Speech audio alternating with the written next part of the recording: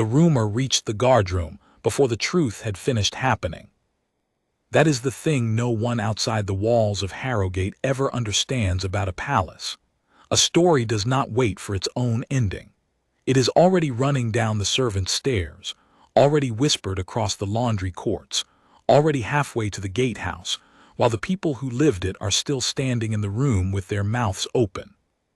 By the time I heard it, and I heard it from a footman named Pell who had not been anywhere near the West Solar, the Queen Consort Morwenna had, depending on who you asked, thrown a decanter at the wall, slapped a lady of the household, screamed at the crown prince until the windows rattled, or wept so violently that the physician was summoned. 4 versions before noon. 4, and not one of them the truth. My name is Corvin Ashford, and for 11 years I stood the inner posts of this house. I am not a man given to speaking. It is the whole of my trade to be a wall that breathes, to see everything and report nothing, to be so still that the great and the desperate forget I am a man at all and let their real faces show. I have watched kings weep and liars smile. I have learned that the truth of a palace is almost never the loud thing. It is the small thing underneath the loud thing, the reason nobody says aloud, because the reason is the part that would cost them. So when the rumor of the Queen Consort's outburst went through Harrogate like a grass fire, I did what I always do. I said nothing. And I began, quietly, to find out what had actually happened. I should tell you at once what I would eventually learn, because a man who withholds the truth to seem clever is a man I would not trust to guard a coat, let alone a crown. Morwenna did raise her voice that morning in the West Solar. That much is true, and I will not pretend otherwise to soften her, for she is not a woman I love. But the outburst the palace hung around her neck, the cruelty, the madness, the loss of control that half the house was ready to swear to, was not what happened. What happened was stranger and sadder, and in the end, more dangerous. And it took me 4 days, and the testimony of 5 people who had every reason to lie to lay it bare. This is the account of those 4 days. It is the truth as the guards who were there came to speak it, pieced together by the one man whose whole training was to remember exactly what he saw. It began, as these things do, with a door. At 9:30 on the morning in question, I was posted at the head of the long gallery, where the corridor from the royal apartments meets the older wing. From that post, a man can see 3 sets of doors and hear a great deal more than he can see. The long gallery is hung with the portraits of the house going back 9 reigns, and at its far end, where the light from the tall windows falls best, hangs the largest of them all, the late Queen Isolde, King Alaric's first wife, the mother of the Crown Prince Rowan and the Princess Ilara, painted in the last year of her life in a gown the color of a winter sea. She has hung there for as long as I have served. Men slow their step when they pass her. Even Morwenna slowed her step in the early years, though she stopped doing it once she understood how it looked. I say all this because the West Solar, where the outburst was said to have happened, opens off the long gallery not 30 paces from where I stood, and I heard it. I want to be plain about that. Whatever the rumor became, I was one of the men who was actually near enough to hear the true sound, and the true sound was not what the palace decided it had been. What I heard was this. First, quiet. The ordinary quiet of a working morning, a maid's tray, a distant bell, the crown prince's footman going in with the correspondence. Then Morwenna's voice raised, not screaming, raised the way a person's voice rises when they have just been struck by something they did not see coming, high, cracked at the edge, the voice of shock before it becomes the voice of anger. 3 words I could not make out, a silence a heartbeat long. Then a single sharp sound, glass I thought, but not a decanter hurled at a wall, a smaller, closer sound, the sound of something set down too hard and breaking under its own weight. And then, worst of all, and the part no rumor ever carried because it did not serve any of the stories people wanted to tell, nothing, no storm, no tirade. A silence so complete that a man 30 paces off in a stone gallery could hear it, and inside that silence, faint, the sound of a grown woman trying not to be heard crying. I did not move. It is not my place to move at such a sound, and I will confess to you now that in that first moment I did not want to. Morwenna had made my years at Harrogate harder than they needed to be. She was a woman who used the household the way a poor rider uses a good horse, all spur and no seat, and there was not a guard on the inner posts who had not, at some point, been made small by her for the crime of standing where she wished to walk. If the Queen Consort was weeping behind a broken glass, some ungenerous part of me thought, then let her weep. I had a post to keep. But I am a guard, and a guard's discipline is not only in the standing, it is in the seeing, and what I had just heard did not fit the woman I thought I knew. Shock, then a broken thing, then hidden weeping, that is not the shape of a tantrum. A tantrum is loud all the way through, it performs itself, it wants to be heard. This wanted not to be heard. This had been surprised into existence, and was now trying to crawl back out of the world. In 11 years I had learned to trust that difference more than I trusted any witness, because the difference is the thing people cannot fake, and the thing they never think to lie about, since they do not know you noticed it. So I marked the time, 9:30 and some minutes, and I marked the door, the west solar, second door on the gallery's north side, and I waited, because waiting is the largest part of what I do, and because I had begun, without quite deciding to gather the small facts that a rumor tramples on its way out the door. The first person to come out of that door was not the Queen Consort. It was a woman I will call Lady Verena, though that is not the whole of who she is to this story. Verena is Morwenna's daughter by her first marriage, brought into the house when her mother married the king, a young woman of perhaps 24, handsome in the cool way her mother is handsome, and I had always thought cut from the same cloth entirely. She came out of the solar fast, with her hand pressed to her mouth, and she did not see me at first because people of her station do not see the furniture, and to them, a guard at his post is furniture. She got 3 steps down the gallery before she saw the great portrait of Isolde at the far end, and she stopped as if she had walked into glass. I watched her look at that painting. It is not a thing I can easily describe, the way she looked at it. It was not reverence. It was not the slowing of the step that strangers do. It was closer to fear, the look of a person who has just been shown a thing they had spent a long time arranging not to see. She stood there with her hand at her mouth for the length of 10 slow breaths, staring up at the dead queen in her wintersea gown, and then she turned on her heel and went out of the gallery by the far door, quickly, the way you leave a room when you are afraid you are about to be sick. That was the second small fact. Whatever had happened in the solar, it had put Verena, Morwenna's own daughter, Morwenna's ally in every corridor intrigue I had ever witnessed, in a state that had nothing of triumph in it and everything of dread. The rumor, of course, had already decided what Verena's face meant. By the afternoon Pell, the footman was telling the kitchens that Lady Verena had fled in tears from her mother's rage, which is the sort of sentence a palace loves because it is shaped like a story and requires no thought. It was not what I had seen. I had seen a woman flee from a portrait. But no one asked the guard, because no one ever asks the guard. And so the wrong story walked out into the house on its own 2 legs, and the right one stayed with me, folded up, waiting. The second person out of the solar was the Crown Prince Rowan. Now I must tell you about Rowan, because he is the axle this whole wheel turns on, and because the rumor did him a particular violence that I have wanted ever since to correct. Rowan is Isolde's son.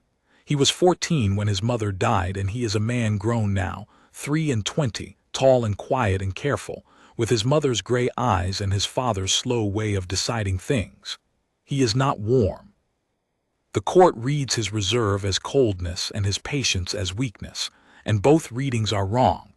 I have stood near him at enough funerals and enough quarrels to know that what looks like coldness in Rowan is a man holding a great deal very still so that it does not spill.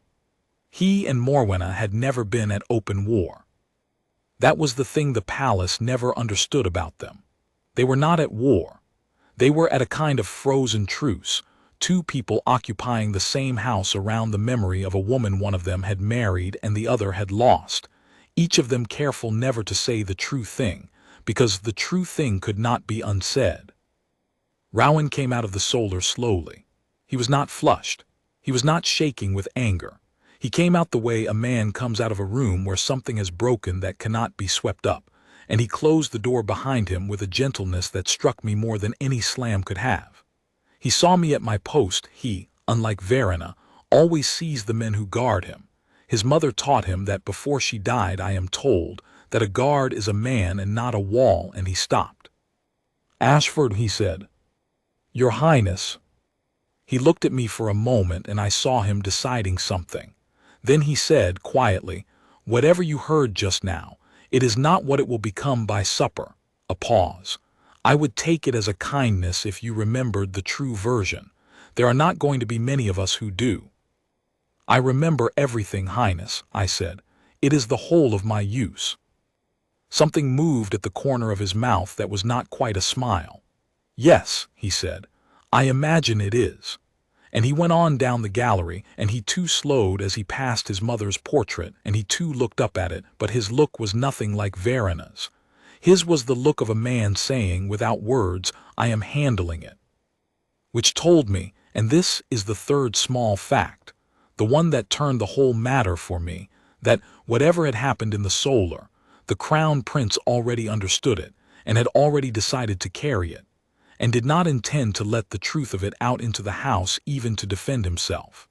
He would rather be thought the victim of Morwenna's rage than tell the palace what had actually broken in that room. A man does not swallow a lie that costs him unless the truth costs him more. That is a thing I have staked my life on, in this trade, more than once. The third and last person out of the solar was the Queen Consort herself, and she did not come out for nearly an hour. I stood my post the whole of that hour. Guards came to change the watch at the far posts, and I sent word by the relief that I would hold the gallery head myself, because I wanted to see her face when she came out. Not out of malice, though I will not pretend there was none in me. Out of the older thing, the thing that keeps a man like me useful, the need to see the fact with my own eyes and not take it second hand. The palace was already writing Morwenna's face for her, the raving woman, the decanter thrower, red-cheeked and wild. I wanted to see whether the palace was right. It was not.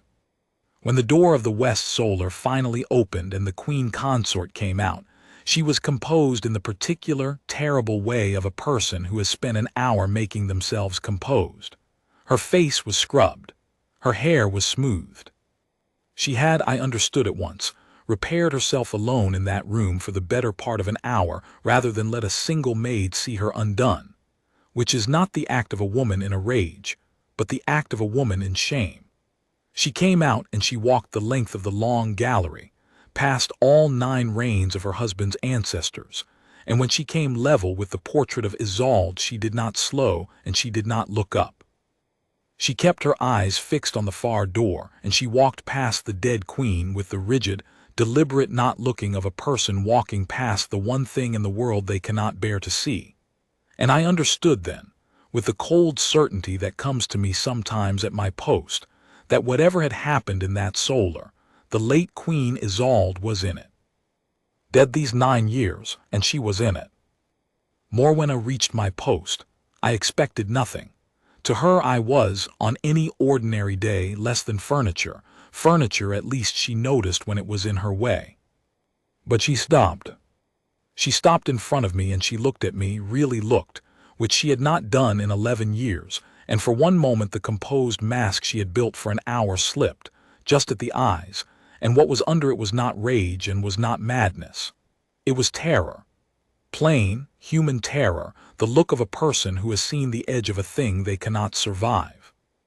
"You were here," she said. It was not a question. Her voice was low and steady, and it cost her everything to keep it so. "I was at my post, Your Grace," I said. "You heard." "I hear a great deal, Your Grace." "I repeat none of it." She held my eyes a moment longer. I could see her weighing me the way she weighed everyone. What does this man want? What can he be made to do? Where is the lever? And then, for the first time in all our years, I watched her fail to find the lever because there was none. I wanted nothing from her, and a person who wants nothing from you is a person you cannot govern. Something in her face gave way at that, not softened exactly, but went still, the way a hunted thing goes still. They will say I lost my mind in there, she said, quiet, almost to herself. Won't they by nightfall? I could not say what they will say, Your Grace. No, a breath. No, you couldn't. And she straightened, and the mask came back down over the terror like a portcullis, and the Queen Consort walked on out of the gallery, leaving me alone at my post with the great dead Queen Isolde watching us both from the wall. That was the morning. 4 versions of it were already loose in the house by the time the bells rang noon, and every one of them was a lie, and I was the only man alive who had heard the true sound and seen all 3 faces come out of that door. A footman's rumor, a daughter fleeing a portrait, a prince swallowing a lie that cost him, a queen consort walking past her dead rival with the not looking of the guilty and the terror of the doomed. I did not yet know what had happened in the West Solar. But I knew, standing there, that the palace had it exactly backward, that the loud story was the false one, and the true one was the small thing underneath, and that the small thing had the shape of a secret 9 years old. And I knew that I was going to find out what it was. I want to say a word here about how a guard finds a thing out, because it is not how a magistrate does it, and it is the reason the truth of that morning came to me, and not to the men with the authority to demand it. A magistrate summons people. He seats them across a table, he asks them questions, and he gets, in return, the answers people have already decided to give, the polished, defended, rehearsed answers, the story shaped to survive being told. A guard has none of that power. I could not summon Lady Verena. I could not question the Crown Prince. If I had gone to any of them and asked what happened in the West Solar, I would have been dismissed at best and dismissed from my service at worst, and rightly, for it is not a guard's place to interrogate the house he serves. But a guard has something the magistrate does not. A guard is always there. He is there before the story has been built, in the raw hour when people are still frightened and have not yet agreed on what to say. He is there in the corridors at the times when the great ones think they are unwatched because they have forgotten he is a man. And he collects not confessions but pieces, a face at a door, a step that slowed at a portrait, a word said low to a person who thought the guard could not hear or did not matter. The magistrate gets the story people build. The guard gets the material the story was built to hide. I have come to believe the second is worth more. So I did not go and ask. I watched, and I listened, and over the 4 days that followed I gathered the pieces, and this is the order in which they came to me.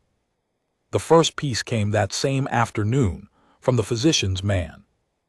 The rumor, by now grown a 4th leg, had it that a physician had been summoned to the Queen Consort in a state of collapse.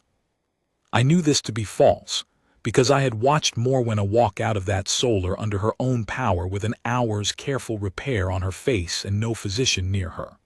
But rumors, like rivers, sometimes run past a true thing on their way to the sea, and I had learned to check even the lies, because a lie is often a truth wearing the wrong coat. The physician of the house is an old man named Dr. Marrow, dry and precise and entirely without interest in gossip, which makes him in a palace nearly a saint. His man and assistant, a serious young fellow who carried the bags, passed my post that afternoon on his way to the apothecary, and I stopped him, not with a question, but with the sort of remark a man makes to pass the time on a long post. "Busy morning for the doctor," I said. "The way the house is telling it." The young man made a face. "The house," he said, "would not know a busy morning from a feast day. Dr. Marrow was not summoned to anyone this morning. He hitched his bag. He was sent for last week, though. That was a to-do, if you like." "Oh," I said, and I let the word sit, which is the whole art of it. A question shuts a man's mouth. A patient silence opens it. "The old records," the assistant said, lowering his voice, glad as serious young men are to have something to be important about.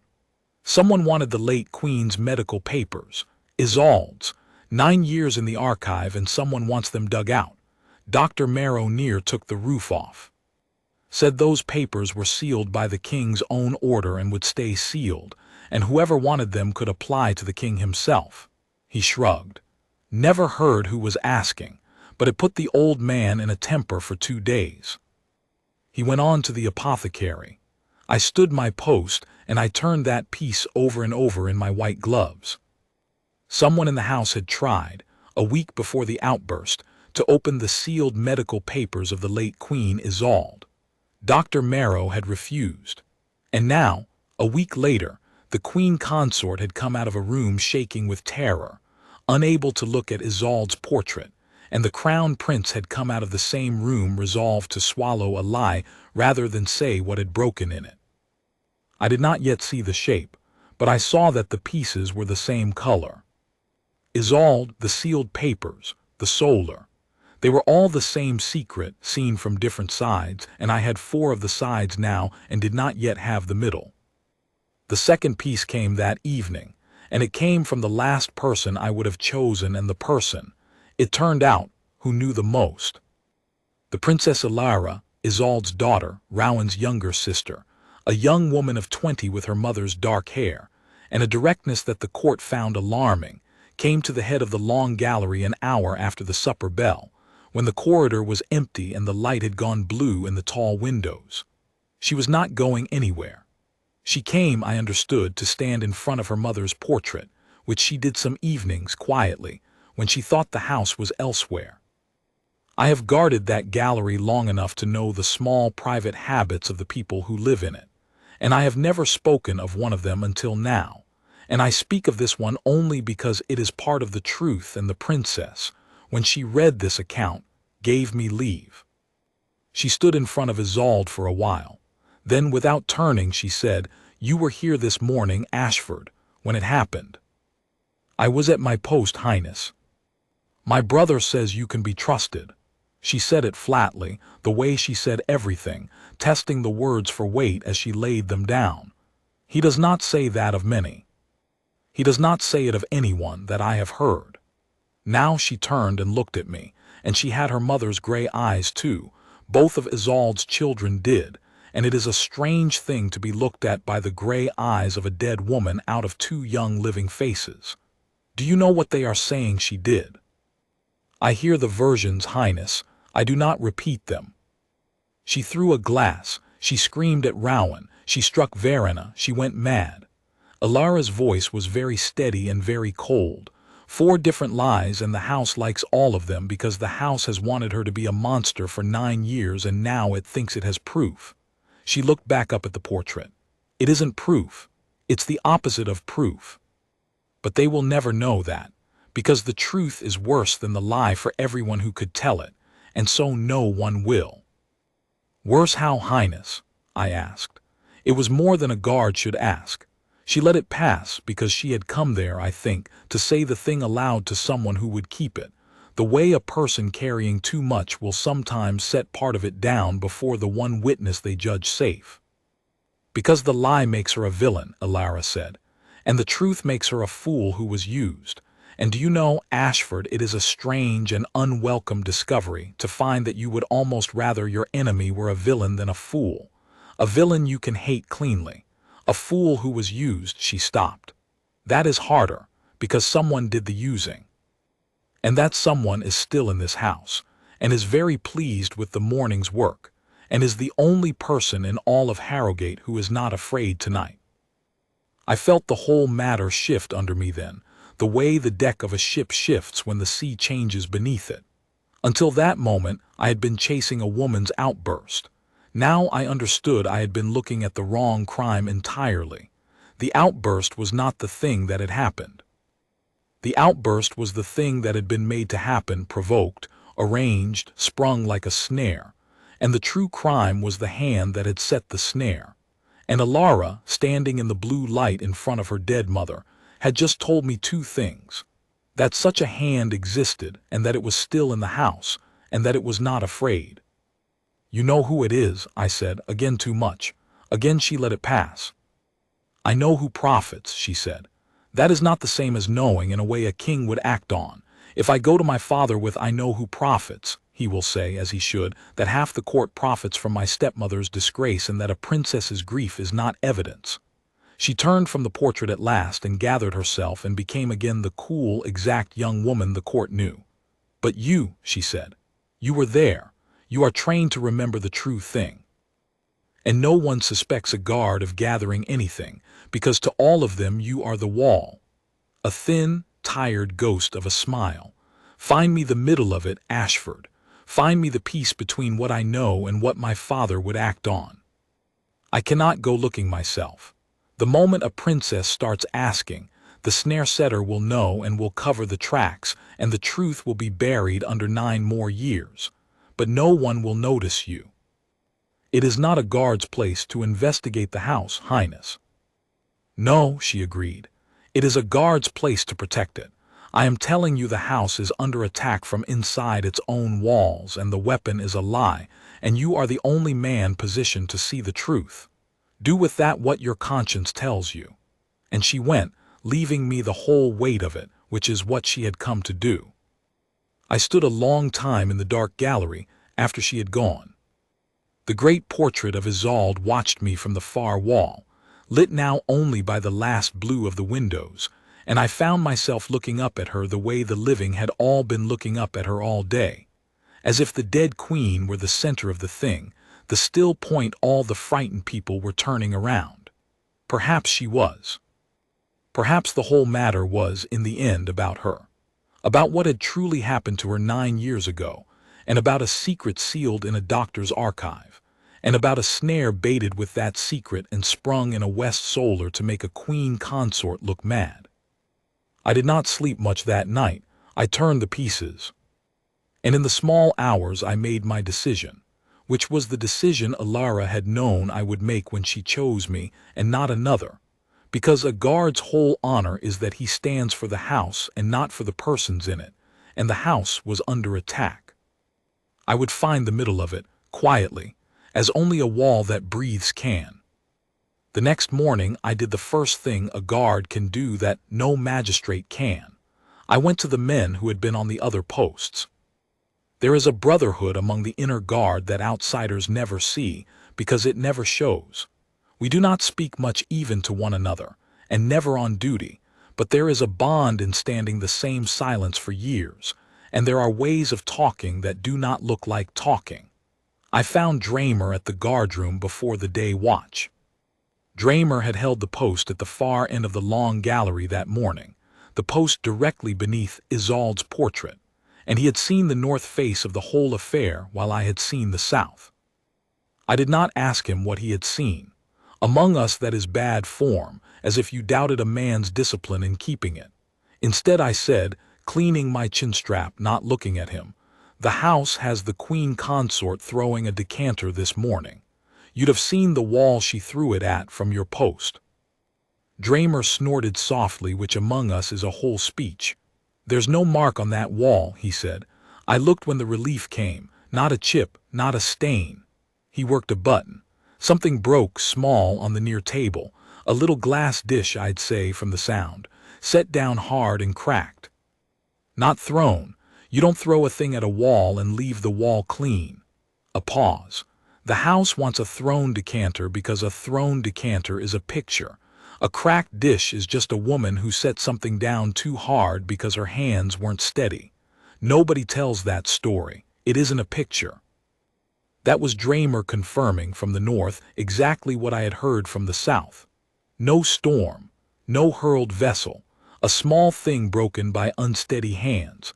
I had my second witness to the true sound now, and the true sound was the sound of shock, not rage. "You saw them come out," I said. "I saw the daughter come out first." Dramer's voice went careful, the way a man's does when he is about to say a thing he has been turning over uneasily. "Verena." She came down the gallery toward my post like the room was on fire behind her, and she got to the portrait, the big one, the late queen, and she stopped dead. And Ashford. He looked at me now, which he rarely did. She said a thing. Lo, she didn't know I could hear, or she'd forgotten I was there the way they do. She looked up at the dead queen and she said, "I'll give it to you exact, because I've not been able to put it down since," she said. "God forgive us. He said it would only shame her. He never said it would be true." The gallery, the guardroom, the whole gray morning went very quiet in my head. "You're certain?" I said. "I've said it to myself 200 times since," Dramer said. "He said it would only shame her. He never said it would be true." Then she went out the far door like a scalded cat. 2 words in that sentence held the whole crime, and I turned them in my hands like a man turning a key he has just found in the dirt. Someone had told Morwenna that a thing would only shame the Queen Consort, would embarrass her, discredit her, make her look mad before the house. That was the snare. They had baited it, believing it was only a cruelty, a humiliation, a bit of theater to bring Morwenna down. And true, it would only shame her, he said. He never said it would be true. Which meant that the thing they had used to spring the snare, the thing they had thought was merely a lie dressed up to look real, a forged shame, had turned out, in the sprung moment, to be real after all. They had thought they were unleashing a false accusation. They had unleashed a true one, and the truth of it had broken something in that room that no forgery ever could, and had sent even the snare-setter's own daughter fleeing in horror from the dead queen's painted eyes. I did not yet have the name, but the shape of the name was forming, and it was a shape I did not like, because there was only one person in Harrogate who had the standing to bait such a snare, the motive to bring Morwenna down while claiming to serve her, and a daughter close enough to be made an unwilling accomplice. But I am a guard, and a guard does not accuse on a shape. I needed the middle, so I went next to the archive. Dr. Merrow's archive is a long, cold, vaulted room in the oldest part of the palace, where the house keeps its medical records going back further than anyone alive can read. I had no business there and no authority to enter it, but a guard on the inner posts may go a great many places if he walks as though he has been sent, and I have never in 11 years been stopped by anyone for walking as though I had been sent. I found Merrow himself at his high desk, and I did the thing I do, which is to stand near a talkative silence until it fills. It did not take long. Merrow, it turned out, was still furious about the papers, and a furious old man is a fountain if you do not damn him with questions. "Sealed by the king," he said before I had said 3 words, as if we were mid-argument. "Sealed by the king's own hand 9 years ago, and they think I'll unseal them for the asking. Do you know what's in a dead queen's medical papers, guardsman? Everything. Every weakness. Every fear she ever brought to her physician in confidence. The true account of her last illness, set down plain, with none of the soft words we give the public. The king sealed them to protect her memory and his children's peace, and he was right too, and I told the fellow who came asking that he could apply to His Majesty or he could get out of my archive, and he got out of my archive." Merrow's dry old face worked. "But he'd already been in it, hadn't he? That's the thing that's kept me up. He came asking me to unseal them, all proper, but a week before that, someone had been in this room who had no business here, because a folio was out of its place and the dust was wrong, and I am an old man and I notice dust." He tapped the desk. "So the asking was a blind. He'd already read them.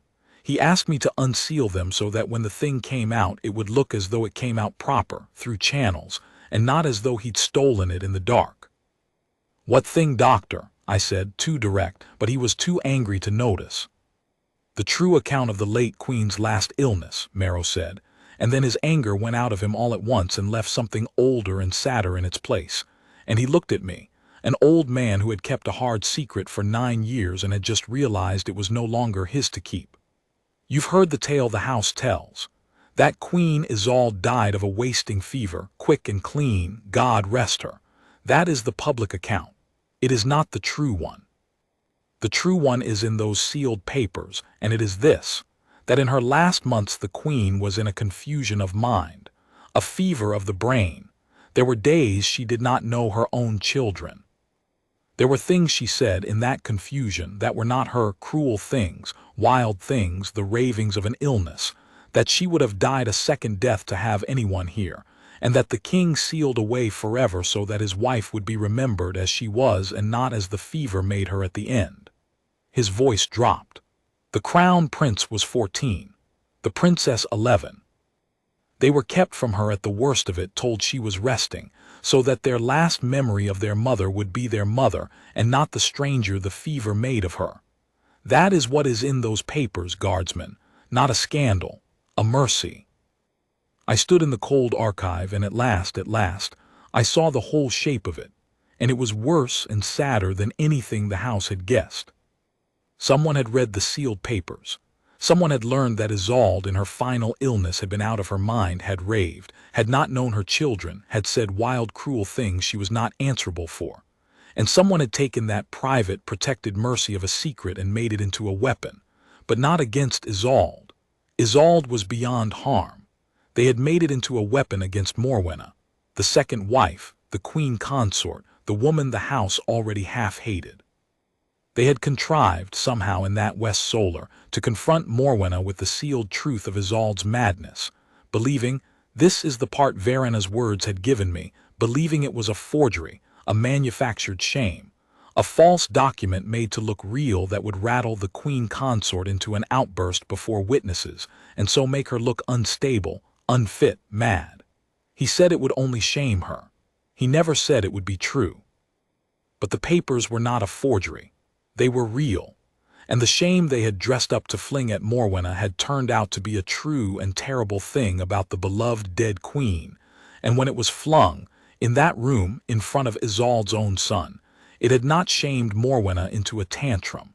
It had done something the snare setter had never planned.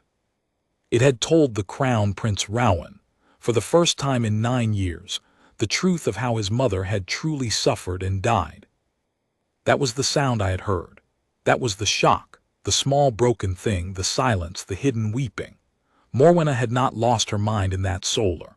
Morwenna had been handed a weapon, told it was false, and had raised it, and it had gone off true in her hands in front of a grieving son, and she had seen in the same instant both that she had been used, and that the terrible thing she had just said aloud was real. The terror I had seen in her eyes at my post was not the terror of a woman caught in a rage. It was the terror of a woman who has just realized she has been made the instrument of a cruelty against the dead, and against the living children of the dead, and that she can never take it back, and that she will be blamed for all of it while the true hand walks free and pleased. "Doctor," I said, and my voice was not quite steady, "who came asking you to unseal the papers?" Old Marrow looked at me for a long moment, and then he told me the name, and it was the shape I had feared, and it changed the whole matter from a rumor into a reckoning. Lord Cassius, Morwenna's son, Verena's brother, the Queen Consort's own child by her first marriage, brought into the house the same year Verena was, a man of perhaps 28, smooth and clever and ambitious in the particular way of a man who has climbed halfway up a ladder and can see the top and has decided he will not wait his turn. I had watched Cassius for years and had never liked him, and had never had a single thing to hold against him beyond a feeling, which is not evidence. He was charming to the king, deferential to the crown prince, gallant to the princess, and behind all of it there was a cold arithmetic always running, a man forever calculating what each person in a room could be made to add up to for him. It had been Lord Cassius who came to Dr. Marrow, asking to unseal the late Queen's papers, his own mother's rival's papers, and I stood in that cold archive and I did the arithmetic that Cassius was always doing, and I saw why. Because, and this is the cruelty at the center of it, the thing that took me a while to credit even once I had the name, Cassius had not set his snare to bring down the crown prince or the king or the house. He had set it to bring down his own mother. Consider it as he must have. Morwenna was Queen Consort, but a Queen Consort is only a queen while the king lives and while she keeps her place, and Morwenna's place at Harrowgate was never loved and never secure. She held it by the king's regard and by nothing else. If Morwenna were disgraced, if she were seen by the whole house to be unstable, cruel, a woman who would rave and throw things and torment the memory of the sainted first wife. Then the king's regard would cool, and her place would totter, and who would rise in the vacuum she left? Not Rowan. Rowan was already the heir and needed no vacuum. The one who would rise was the ambitious son who had stood loyally beside his mother all along, and could now, sorrowfully, regretfully, position himself as the reasonable Harrogate on that side of the family. The steady one, the one the king could still trust when the mother had proved mad. Cassius did not want his mother to be queen. Cassius wanted his mother to be a cautionary tale, so that he could be the survivor of her. And to make her mad in the eyes of the house, he needed her to do something mad before witnesses. And what would make a proud, guarded woman lose her composure more surely than anything? To be confronted, suddenly, with a document, apparently the sealed medical papers of the late queen, apparently proving that Isolde in her last days had raved and cursed and named Morwenna in her madness, had cursed the second wife to come. A forgery, Cassius must have told Verena. A theatrical cruelty, nothing more, a false paper to rattle her into a scene. Verena, God help her, had believed him, had helped him. That was the us in her horror. God forgive us, believing they were only staging a shame. He said it would only shame her. He never said it would be true. But Cassius had not forged the papers. He had read the real ones in the dark a week before, when the dust went wrong on Marrow's folio. And whether by a gambler's cunning or a monster's carelessness, what he put in front of his mother in that solar was not a forgery at all, but the true, sealed, terrible account, real enough that when Morwenna, cornered and baited, flung it out into the room to wound whoever was nearest, the person nearest was Rowan, and what she flung at him was the true and hidden fact of how his mother had died mad. And it landed as truth lands, and the room broke. And Cassius got his outburst, got his scene, got his witnesses, and got, as a thing he had never intended and could not have foreseen, a crown prince who now knew the buried truth of his mother's death and who understood, with that terrible slow certainty of his, exactly who had unearthed it and why. That was why Rowan was swallowing the lie. I understood it now entirely. Rowan could not defend himself, could not tell the house. My stepmother did not rage. She was baited with a true and dreadful secret, without making the true and dreadful secret public, without telling all of Harrogate that Queen Isolde, the beloved, the sainted, had died out of her mind. He would rather be thought the cold victim of a madwoman's rage than let the world know how his mother had truly suffered at the end. He was protecting his dead mother's dignity with his own reputation. That was the man. That was the whole quiet, unbending honor of him, and the palace thought him cold. I left the archive with the entire shape of it in my hands at last, and for one foolish hour I thought the finding was the hard part and the rest would follow. That was the false dawn. It did not follow, because a guard with the whole truth and no standing is a man holding water in his gloves. Consider my position. I knew what had happened. I could not prove a word of it in a way the king could act on.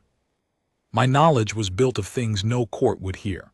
A sound I had heard through a stone wall, a face I had seen at a portrait, a sentence Dramer had overheard and could be made to doubt he heard, an old physician's memory of misplaced dust. Against that stood Lord Cassius, smooth, clever, well-liked and careful. He had asked to unseal the papers through proper channels, which made him look like a man with nothing to hide. If the misplaced dust reading of the earlier theft were ever raised, he would say, wounded, that anyone might have moved a folio, and that a queen's son was surely permitted to inquire after family records, and that this whole tale was the spite of a guard who had been reprimanded once too often. And the papers themselves, the one hard proof of what had truly been shown in that solar, were sealed by the king, and would stay sealed, because the king would sooner die than unseal his first wife's shame to settle a rumor about his second wife. The very mercy that made the crime possible made it unpunishable. Cassius had built his snare inside the one room in the palace no one would ever open. That was the trap tightening, the false dawn going cold. I had the truth and it was worthless, because to prove it I would have to do the one thing all its keepers had bled to prevent: drag the dead queen's madness out into the daylight. Cassius had counted on exactly that.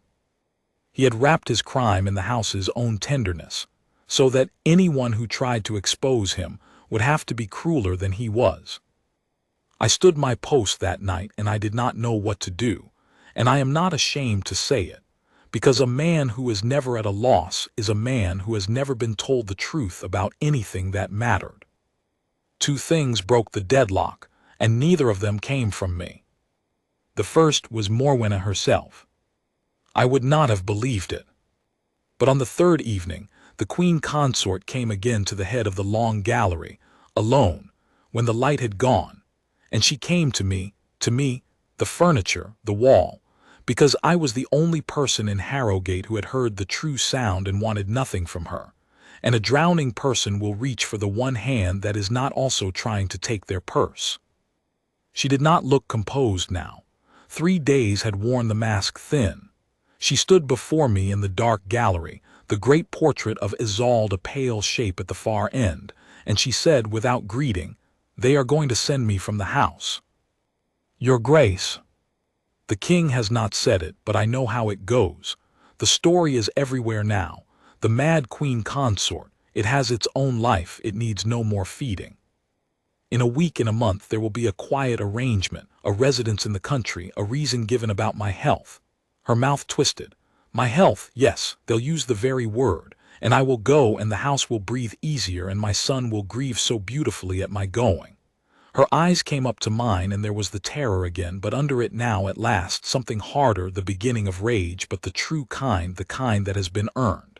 "You know," she said. "It was not a question. I have watched you these 3 days. You have been walking the palace like a wall that has learned to hunt. You went to the physician. Don't trouble to deny it. Marrow's man cannot keep his mouth shut. You know what my son did to me." I said nothing, which she took correctly for yes. "I cannot prove it," she said. "Do you understand my position, guardsman? I am the accused. Everything I say is the raving of the mad queen. That is the beauty of what he built. If I stand up and cry that my son deceived me, that the papers were shown to me as a trick, I sound madder still. The more truly I tell it, the more I damn myself. He has made it so that my truth is my guilt." She laughed once, a dreadful sound. "It is the cleverest thing anyone has ever done to me, and my own child did it, and I taught him how. I taught him. Every cold lesson in using people that he turned on me, he learned at my knee." She looked up at Isolde's portrait then, for the first time since I had known her, looking at it without flinching, and she said, very low, she would never have raised such a son, whatever else she was, whatever the fever made of her at the end. She would never have raised a boy to sell his mother for a rung on a ladder. I did that. That one is mine.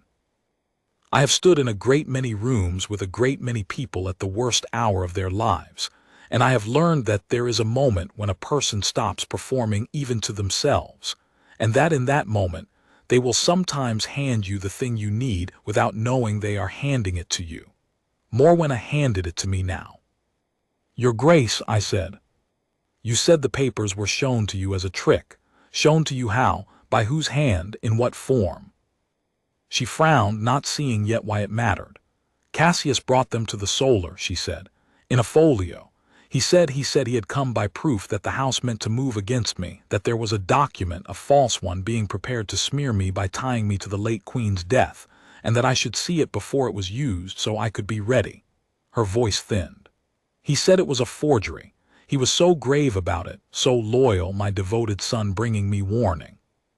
And I read it, and it was her hand, guardsman, the late Queen's own hand, her last raving letters, and things Isolde had written that no forger could have known, and I understood in the reading that it was real, and that my son had lied to me about it being false, and that Rowan was standing in the doorway hearing every word I read aloud in my shock."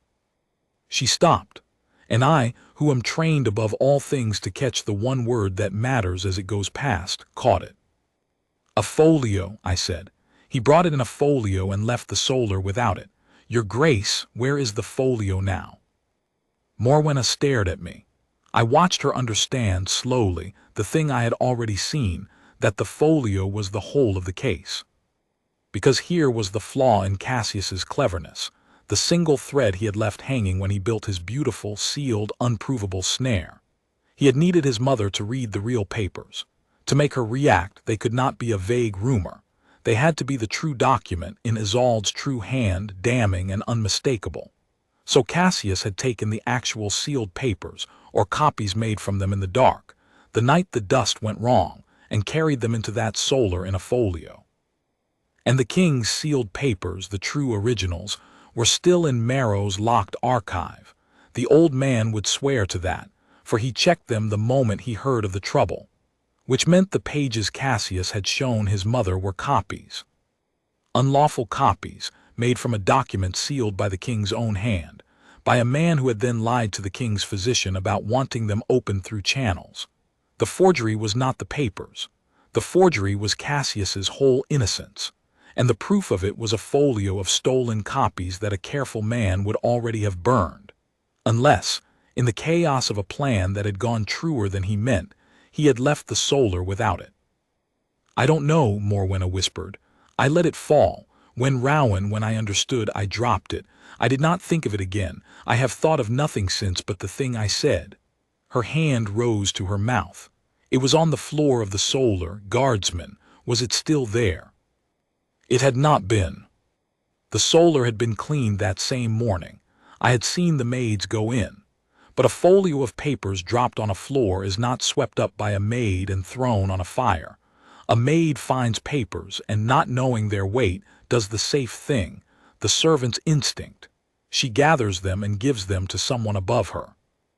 And I, who had stood at the head of that gallery the whole of that day and marked every soul who passed, remembered a maid coming out of the solar an hour after Morwenna, with a folio held flat in both hands, taking it. Because who else would a nervous maid take a great one's dropped papers to the office of the household steward, to be returned to whomever had lost them? The household steward's office, where lost things waited to be claimed, where a folio of stolen copies had been sitting for 3 days, unclaimed, because the one man who could claim it dared not walk in and ask for it, since to ask for it was to admit it was his. I did not sleep at all that night. Before the dawn watch I did the last thing a guard can do that no magistrate can, which is to be trusted absolutely by the men who hold the small doors. The steward's clerk was a decent man named Holt who had known me 11 years, and I did not ask him for the folio, for I had no right to it. I asked him only whether an unclaimed folio had come in 3 mornings past from the West Solar, and whether it was still unclaimed. He checked his book. It was. And I asked him this only to keep it exactly where it was, to claim to no one that it was there, and to surrender it to no hand but the king's or the crown prince's, should either ever ask. Holt, who had heard the rumors like everyone and disliked them like every decent man, gave me his word. Then I went to the Princess Ilara, and I told her I had found the middle of it. I will not set down all of what passed between us that gray morning, for some of it was the princess's grief and is hers to keep. But I told her the shape of it plainly. Her brother's honor, her stepmother's snare, the sealed mercy of her mother's illness turned into a weapon, the son who had done it to climb, and the folio of stolen copies sitting unclaimed in the steward's office, the one hard, physical, undeniable thing in the whole affair, the thing that turned a guard's hearsay into evidence a king could hold in his hand. Because the folio proved the theft proved the lie. And the lie that Cassius had come by the papers innocently, through channels, was the thread that pulled, unraveled his entire pose of loyalty and left the true arithmetic bare. "You understand what this costs," Ilara said when I had finished. She was very pale. "To use it, to lay it before my father. The whole of it comes out. Everyone will learn how my mother truly died." Her jaw was tight. "He built it so that the only way to clear the innocent is to expose the dead. He made my mother's dignity the hostage of his mother's disgrace." "Yes, Highness." "So we cannot use it," flatly, testing it the way she tested everything. "That is Lord Cassius's wager, Highness," I said. "He has bet the whole house's tenderness that no one will be willing to pay the price of the truth. He has bet that you will all choose your mother's dignity over the Queen Consort's justice, and that his crime is safe behind your grief." I paused. "It is a shrewd wager. It has held for 3 days. But it has a flaw, and the flaw is this. It assumes the only 2 choices are to expose the late Queen or to let him win. There is a third door, Highness.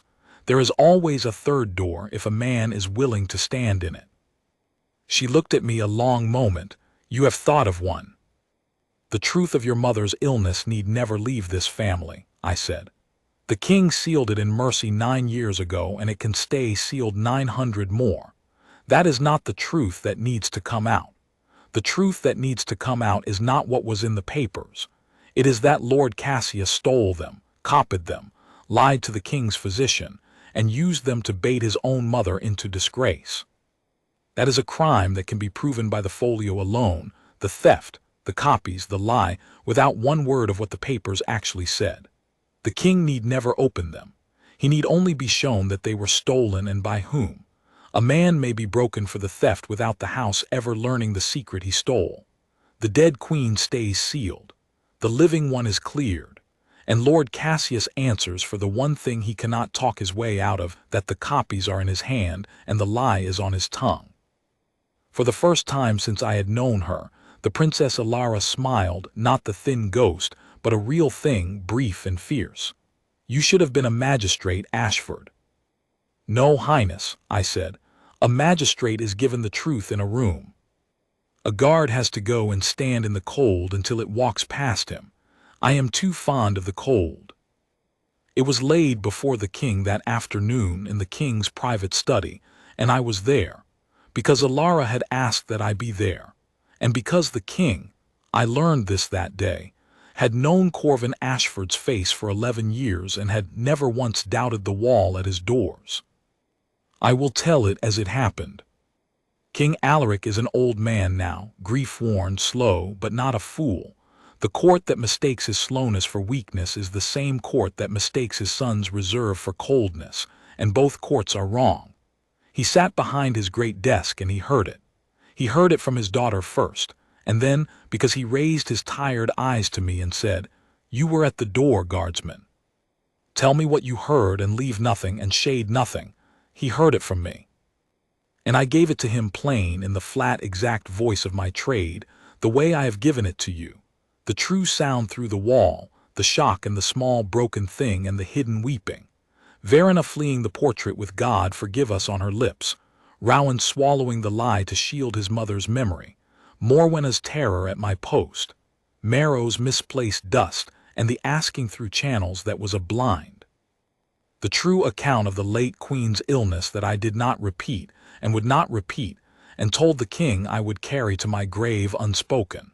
And the folio, the stolen copies, sitting 3 days unclaimed in the steward's office, because the only man who could claim them dared not. The king listened without a word, and when I had finished, he sat for a long time with his old hands flat on the desk, and I watched a grief 9 years buried move once across his face and go still again. Then he sent for 2 things. He sent for the folio from the steward's office, and he sent for Lord Cassius. Cassius came in smooth, as he always came in, grave and concerned, a loyal man attending his troubled king. He bowed. He arranged his handsome face into sorrow. He had, I do not doubt, a whole speech ready about his poor mother's decline and his own reluctant duty to see the house protected from her instability. The survivor's speech, the reasonable Harrogate speech he had built the entire snare to earn the right to give. He did not get to give it, because the king, without a word, laid the folio on the desk between them and opened it, and let Lord Cassius look at what was inside. I watched Cassius's face in that moment, and it is the thing I most wanted when I set out to write this account, to set down truly, because it was the payoff of 4 days of standing in the cold, and no rumor in the house would ever carry it. His face did not crumble. He was too clever for that. But something happened behind it, a single, swift, involuntary calculation. the cold arithmetic running one last time and coming for the first time in his life to a sum he could not make come out. He looked at the folio of stolen copies in his own hand, the copies only he had reason to make. The theft the sealed originals in Merrow's archive would prove by their untouched seal, the lie about channels that Merrow himself would swear to, and he understood in the space of one breath that there was no speech, that the third door had been left open behind him, and he had walked through it without seeing it. That a man may build the cleverest snare in the world and hang it in the one room no one will ever open, and still be undone by a folio a nervous maid handed to a clerk, because he forgot, in his cleverness, to account for the small, honest people at the bottom of the house who do the safe thing with a dropped paper. "I can explain the papers, Majesty," Cassius said, smooth still. "Reaching." "I have not opened the papers," King Alaric said. His voice was very quiet and very old, and it filled the room entirely. "I will not open them. What is in them is my wife's, and it is sealed, and it is a mercy, and you will never learn from me whether the mercy I sealed matches the thing you stole. That is your punishment for the reading, Cassius, that you carry all your life, the not knowing whether the king knows what you did." He drew a slow breath. "I do not need the papers. I need only this folio. Copies of a document sealed by my own hand, made by a hand that then came to my physician and lied that it wished them opened lawfully. There is no version of how these pages came to be in your keeping that is not a theft and a lie. You have spent 3 days letting the house call my wife mad, and you did it, and here the old king's voice did not rise, which was worse than if it had. You did it to your own mother, to climb over her. I have buried one wife, and I am old, and I did not think anything left in this house could astonish me. You have astonished me." Cassius said nothing more. There was nothing to say. That is the mercy and the terror of hard evidence, that it ends the talking. He stood in the ruin of his cleverness, and for one moment the smoothness cracked and the boy underneath showed through, the boy his mother had taught, the cold arithmetic finally finding its true answer, which was that he had in the end spent everything and bought his own undoing. Then the king called the guard, and it was Dramer who came, and Lord Cassius was taken from the study to await the king's justice, and he walked out past the great sealed door of the archive he had violated, and he did not look at it, the way the guilty never look at the thing that convicts them. I could tell you that the house learned the truth all at once and the rumor died in a day. It did not. Rumors do not die that way. They starve slowly, and only if the truth is fed steadily beside them. But the truth was fed, and here is how, and it is the part of this account that most earns its title, for it is the part where the guard spoke. The king, in his wisdom, did not make the whole matter public, because to make it public he would have had to unseal his dead wife's mercy, and he would not, and Cassius had counted on exactly that reluctance. So the king did a quieter and, I think, a wiser thing. He let it be known through the steward, through the household, through the slow sure channels by which a palace corrects itself, that the account of the Queen Consort's outburst had been examined and found false, and that Lord Cassius had been removed from the house for a grave breach of trust concerning the late Queen's sealed papers. No more than that. The secret stayed sealed, but the shape of the truth got out, and the shape was enough, and the shape had witnesses. Because now at last the guard spoke. Not to the kitchens, not in gossip. That is not our way and never was. We spoke in the only way a guard's word carries weight, plainly once, to the one who had the right to ask. When the steward's people came, quietly at the king's instruction, to establish the true account of that morning for the house record, they came to the men who had been at the posts, and the men who had been at the posts told them what they had actually seen and heard in the flat true voices of our trade. Dramer told of the wall with no mark on it, and the small dish broken by unsteady hands, and Verena's God forgive us at the portrait. I told of the true sound through the stone, the shock, not the rage, the hidden weeping, not the storm, and of the terror in Morwenna's eyes that was the terror of the used, and not the wildness of the mad. Holt the clerk told of the folio that had sat 3 days unclaimed. One by one, The men who had been near enough to know the truth set it down for the record, and one by one their plain accounts undid the 4 bright lies the house had loved. Because a rumor is a picture, and a rumor cannot stand against a wall of men who were there, and will not say the picture is true. That is what the title of this account means, when the house speaks of it now, as it still sometimes does in the low voice reserved for the things that were nearly a tragedy. The royal guard spoke out. We did. Not loudly, not to the world, but to the record and to the king and to the truth, which is the only place a guard speaking has ever been worth anything. Of the people in it, I will tell you what became of them, because a story owes you its endings. Lord Cassius answered for the theft and the lie, and was sent from Harrowgate, stripped of his place and his prospects, to a distant and small life, and the ladder he had climbed halfway up was taken down behind him. The king never told him whether the sealed papers matched the copies he had stolen, and I am told it is that not knowing, more than the exile, that Cassius carries. The sentence the old king passed with such terrible quiet, that a man who would steal a secret should live forever unsure whether the theft was even known. It is the cleverest punishment I have witnessed in 11 years, and it was passed by a man the court thinks slow. Lady Morwenna was not sent away. The king judged, and I think rightly, that she had been used almost as cruelly as Morwenna. A sister made an unwitting instrument by a brother she trusted, believing she staged a shame and not a truth. God forgive us. She has been, since that day, a changed woman, quieter, kinder, and she goes sometimes now to stand before the portrait of the late Queen Isolde, and I have watched her do it, and the look on her face is no longer fear.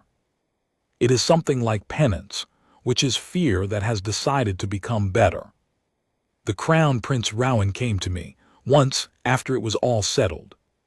He found me at the head of the long gallery at my post beneath his mother's portrait, and he stood beside me a while in the way he does, saying nothing, and then he said, "You could have let it lie, Ashford. It would have been easier for you to let it lie. The truth cost you the risk of dragging out the one thing I bled to keep buried." He looked up at Isolde in her wintersea gown. "You found the 3rd door, so that she could stay sealed and my stepmother still go free." A pause. "I will not forget it. And I will tell you a thing I have told no one. I am glad in the end to know how she truly died. 9 years I was told she rested. It was a kindness, and it was also a wall, and a man cannot grieve a wall. Now I know she suffered and was not herself, and said things that were not her, and I can grieve the truth of her at last instead of the story of her. That is a strange gift to have come out of my stepmother's disgrace. But I take it." He put his hand on my shoulder, which a crown prince does not do to a guard, and then he took it away and was again the reserved, careful man the court calls cold, and went on down the gallery. "And the Queen Consort Morwenna.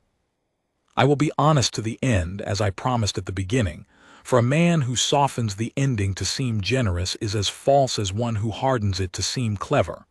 Morwenna did not become good. She was cleared, not converted. She is still proud, still difficult, still a poor rider of the good horse of this household. The years did not make her gentle, and neither did the ordeal. But something in her changed toward one small quarter of the world, and the small quarter was the inner guard, and it changed because of a thing she said to me the day after the king's justice fell, when she stopped again at my post. The last time she ever stopped there, and looked at me with the mask down, one final time. "You had every reason to let me fall," she said. "I made your years hard. I know I did. I know what I am." She was quiet a moment. "You found the truth of the worst morning of my life, and you could have used it to bury me, and no one would have blamed you. Instead, you found the door that saved me and sealed her both. Why?" "Because you were innocent of the thing they hung on you, your grace," I said. "And because the house was under attack from inside its own walls, and it is a guard's whole place to stand for the house and not for the persons in it, even the ones who make his years hard." She looked at me a long time, and then the Queen Consort Morwenna did a thing I had never seen her do to any servant in 11 years and have not seen since. She inclined her head to me, not much, an inch perhaps, But it was a bow, and it was real, and it was given by a proud woman to a guard, and I understood that it was the largest thing she had. "The house is fortunate in its walls," she said, and she went. That is the true account of the Queen Consort's alleged outburst, set down at last by the man who heard the true sound of it through a stone gallery wall and spent 4 days in the cold gathering the pieces the rumor trampled. The palace, for a while, had a monster in it, a mad queen who threw glass and raved and tormented the dead. That monster never existed. What existed was smaller and sadder and far more dangerous. A used woman, a stolen mercy, a grieving son who chose silence, a daughter who fled a portrait in horror, and a clever man who built a snare inside the one room he thought no one would open, and forgot the small, honest hands at the bottom of the house. I still stand the head of the long gallery. The great portrait of the late Queen Isolde still hangs at the far end in her wintersea gown, and men still slow their step to pass her, and I have never told any of them what I know of how she truly died, and I never will. It is sealed, and it is a mercy, and a mercy is a thing a guard keeps as faithfully as a secret order. But I will tell you this, since you have read to the end and earned it. The rumor that ran down the servants' stairs before the truth had finished happening, that rumor is dead now. It starved. It starved because a handful of men who are trained to see everything and say nothing chose for once to say something, the true thing, plainly to the one who had the right to hear it. That is what a guard is for, not the standing, though the standing is what you see. The standing is only the setup, the seeing is the thing, and when the house needs it, so is the speaking. I have kept my post 11 years. I intend to keep it 11 more. And if you pass the head of the long gallery some gray morning and see a still man in a red tunic beneath a portrait of a dead queen and think him only furniture, only a wall, think again. The wall is listening. The wall remembers. And when the truth of the house is at stake, the wall will speak.